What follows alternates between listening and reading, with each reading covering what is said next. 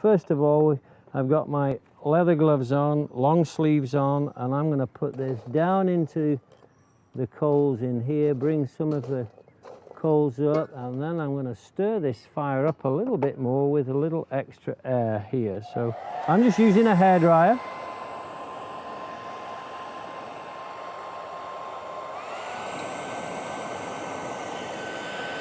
And we get this going.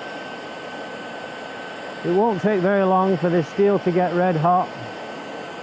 And we're looking for a colour we would call cherry red. I don't know if I know what colour a cherry is, but I have a pretty good idea.